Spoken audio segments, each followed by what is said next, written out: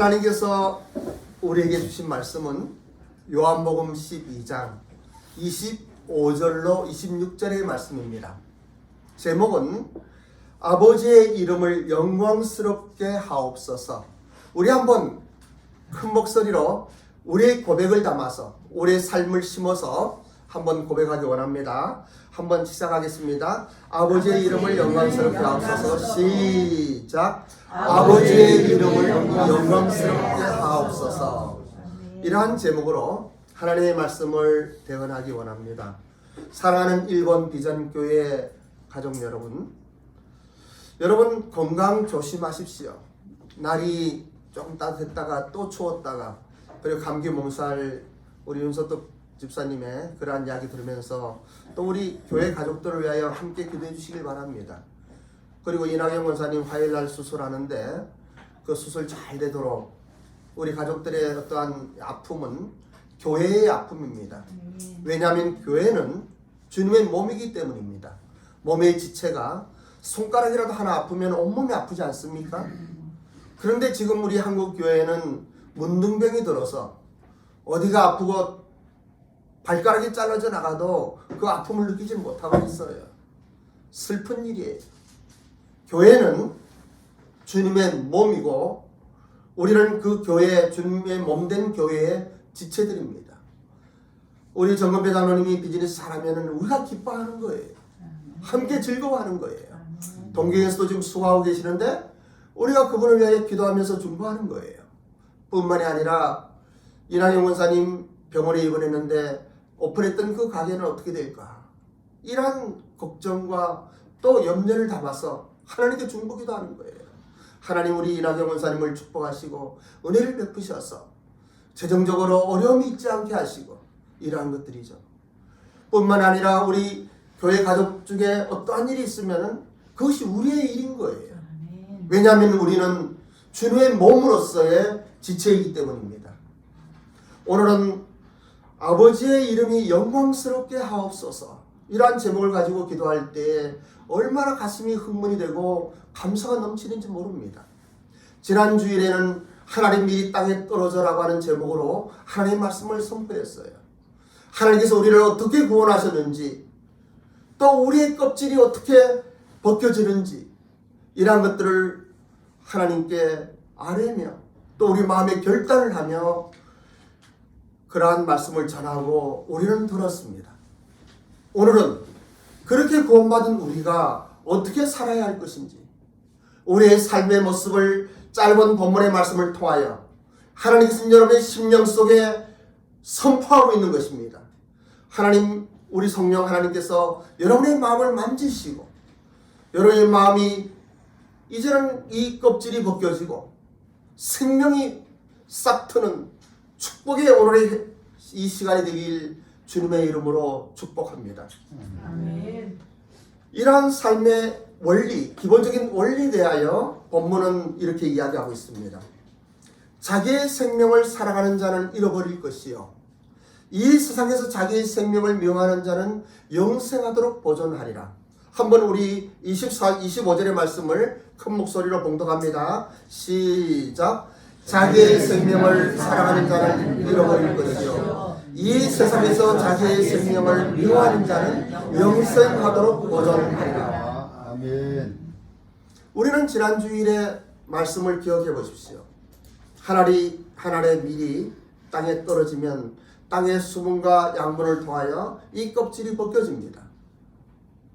이 껍질이 벗겨져야만이 생명이 싹 트는 것이에요.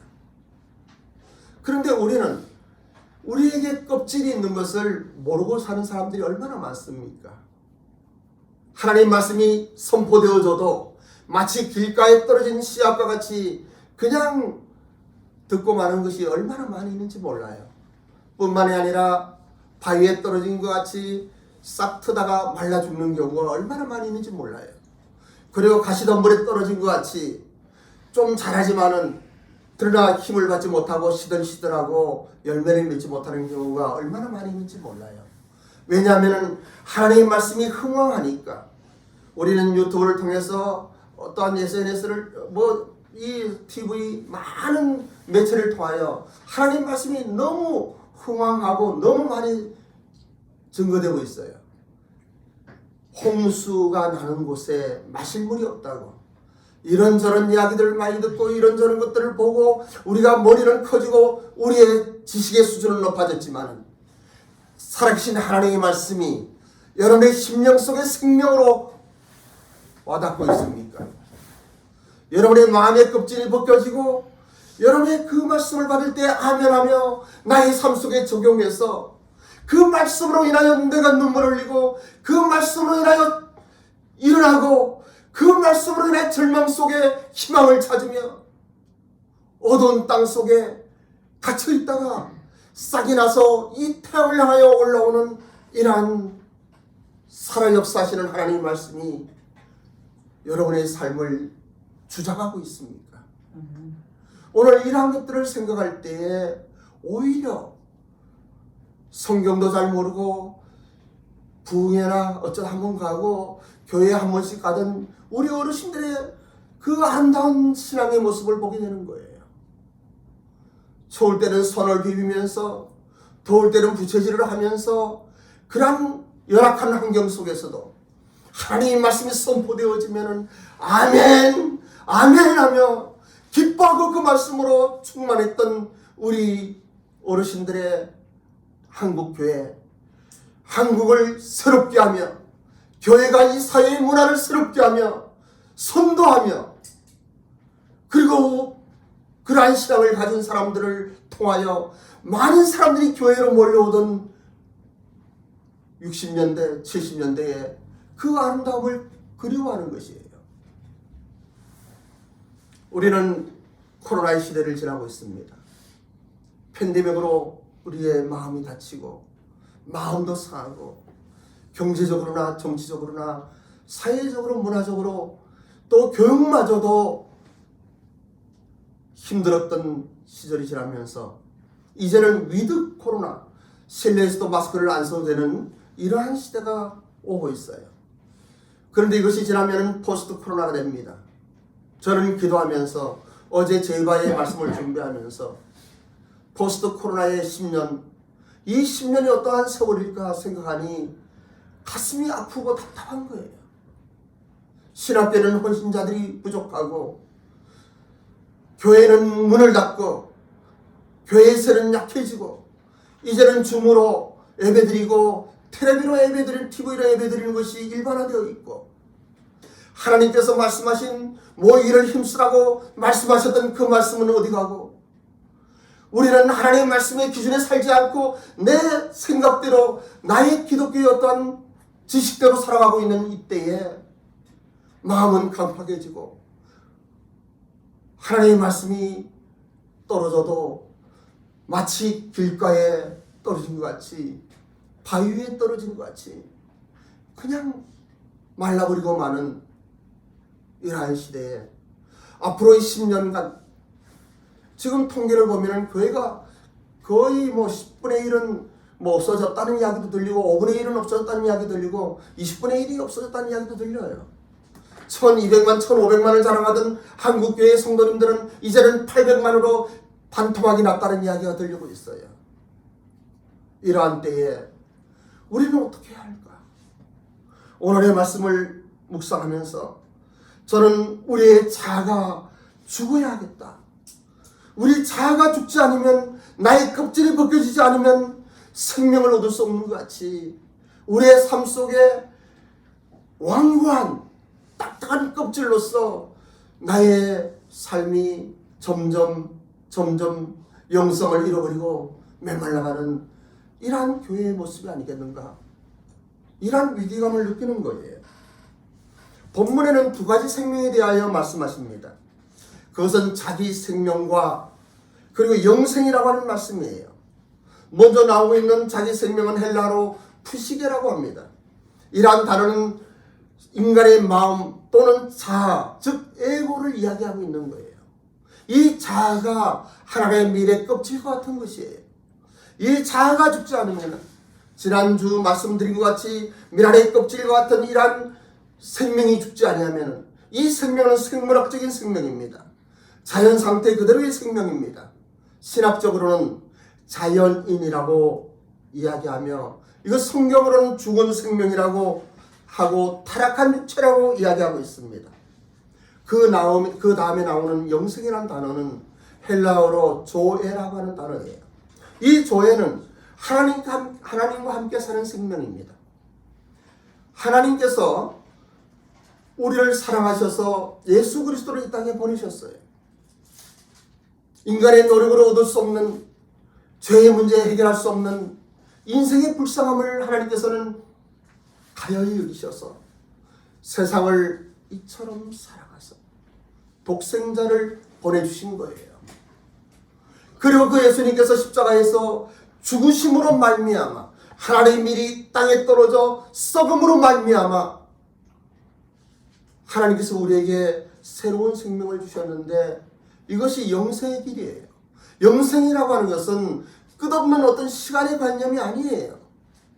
유한한 인생 속에 한계가 있는 인생의 생명 속에 죄로 인하여 저주를 받았고 사망의 온즉 하나님의 심판이 기다리는 그 무서운 지옥으로 향하는 우리를 하나님께서는 불쌍히 여기셔서 구원하신 것이에요.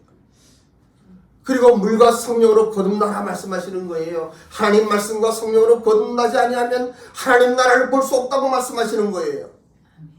그 십자가에서 흘리신 예수 그리스도의 보혈의 능력이 우리를 구원한 거예요.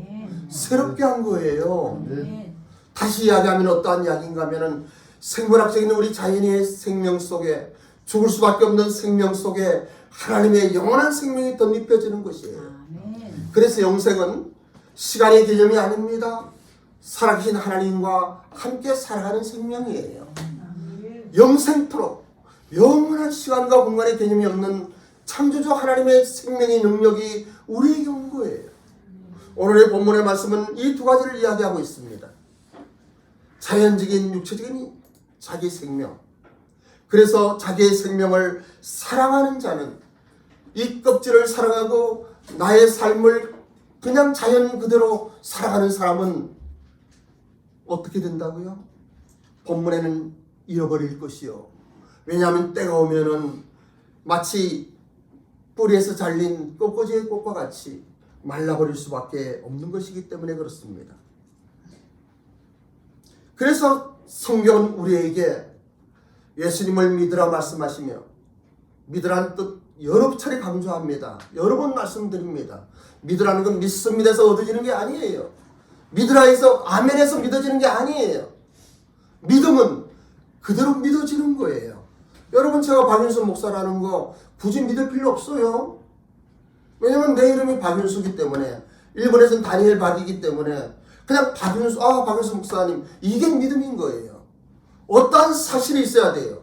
어떠한 분명한 것이 있는 것이에요.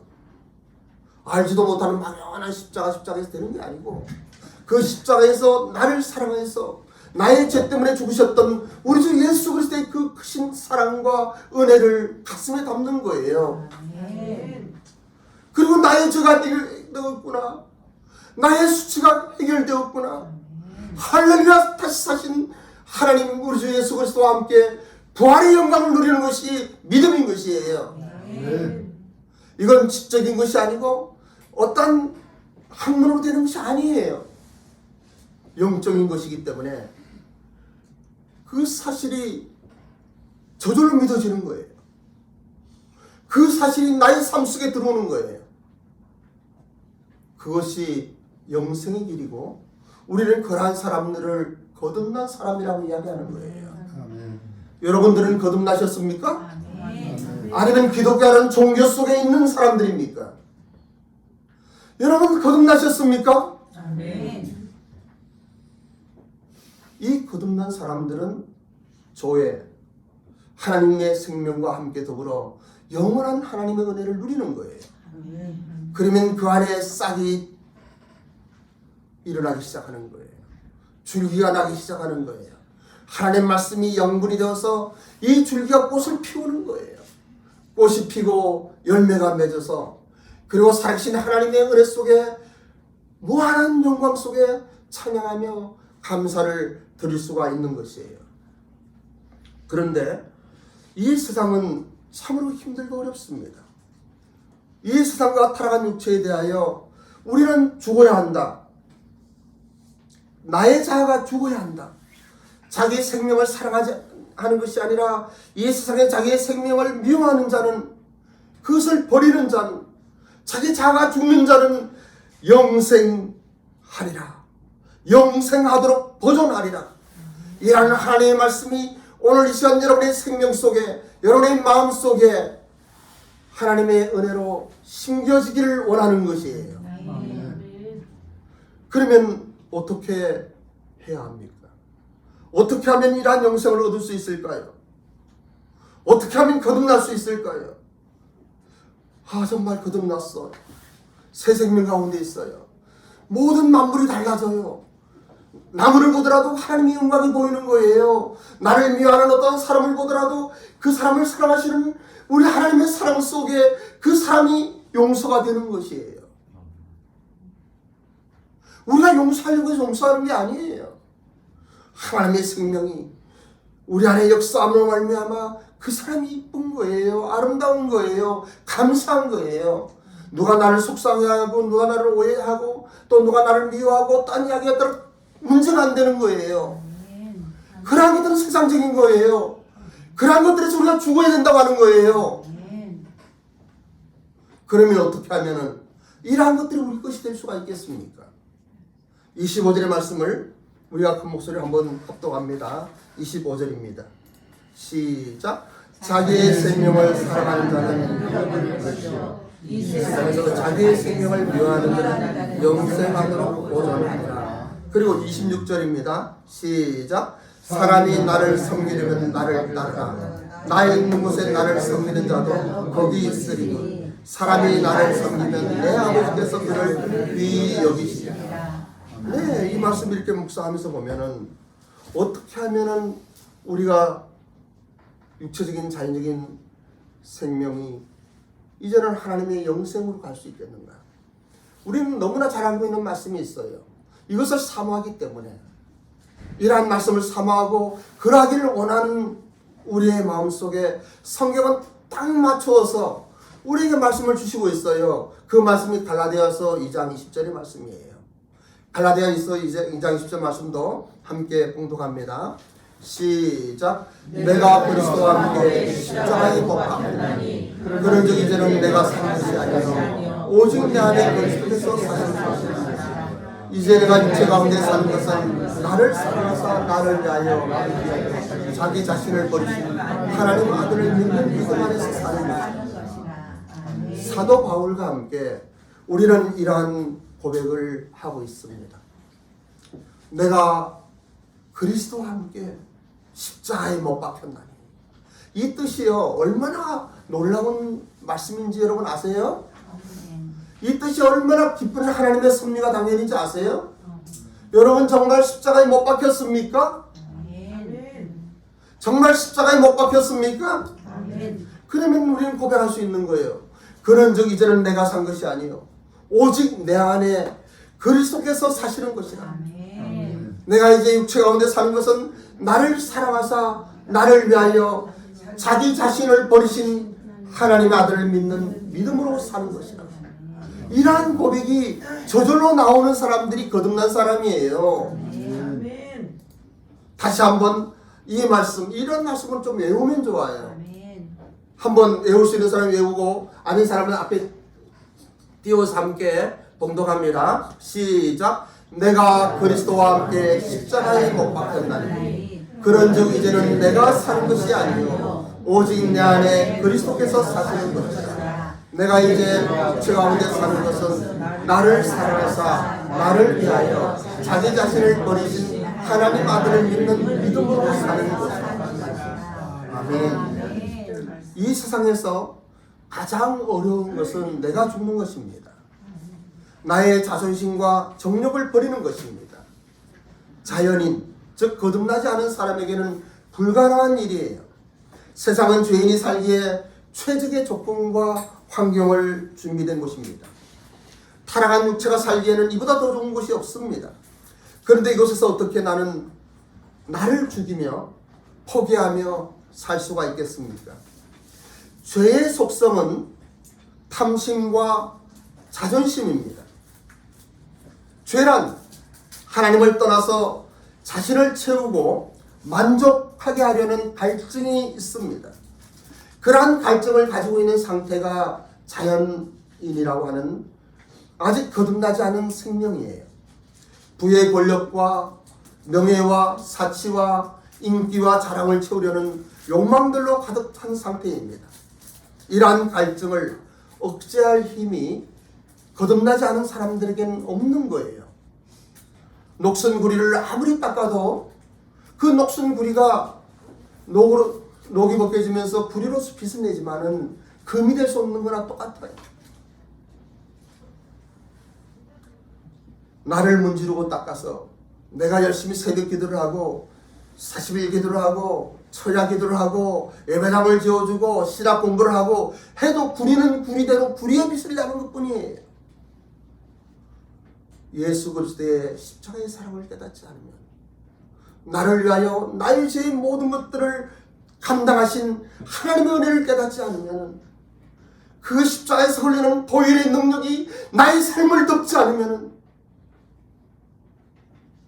그냥 불이 그대로 구리빛을 내는 것이에요.